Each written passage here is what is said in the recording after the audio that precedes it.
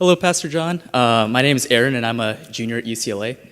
Hi, Eric. Throughout the centuries, Orthodox Christians have upheld God's immutability, meaning that he doesn't undergo any change, and also his simplicity, meaning that he is not composed of any parts, but is of one pure, self-existent being.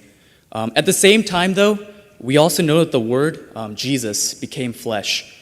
So my question is, how do we understand the incarnation of Christ without compromising on God's immutability or simplicity? Well, it's pretty simple. When we talk about God's self-existence, theologians call that the aseity of God.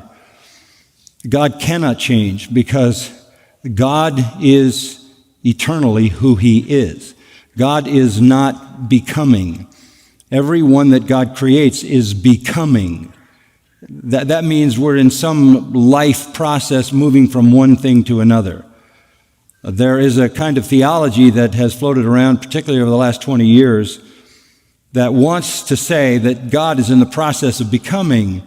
And it wants to say that God doesn't know everything until it happens. He doesn't know anything unless he can see it happen. God is subject to added information and subject to experiences of gaining knowledge. And the reason they come up with that idea is they think that disassociates God from all that's bad in the universe.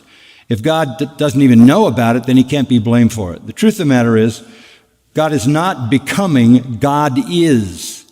And God is who he is. I am that I am. That's why the first person singular verb to be is the name of God. I am. He is not becoming anything that he is not already.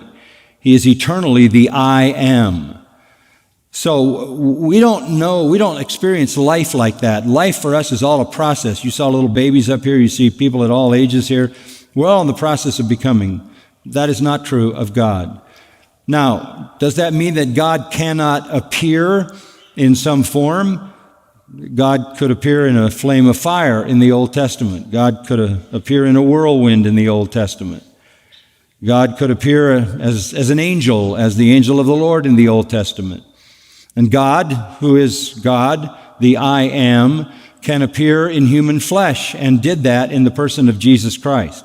That did not advance or alter or change his nature in any way. That's why Hebrews 1 says that God spoke in his Son, who is the exact representation of his nature in human form.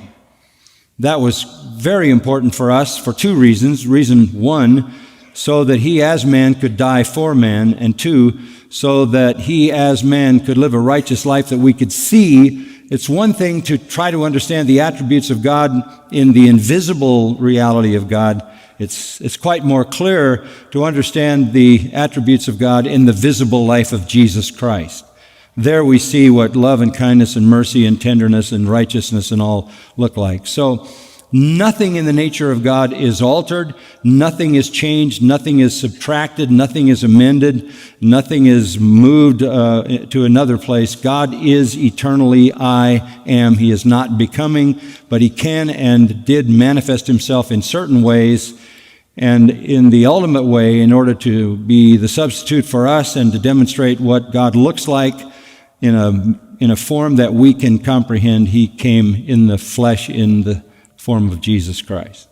Now, that had nothing to do with any altering of his nature. That's why even as Jesus, he said, you don't need to tell me what's in a man. I know what's in a man. I can read their minds.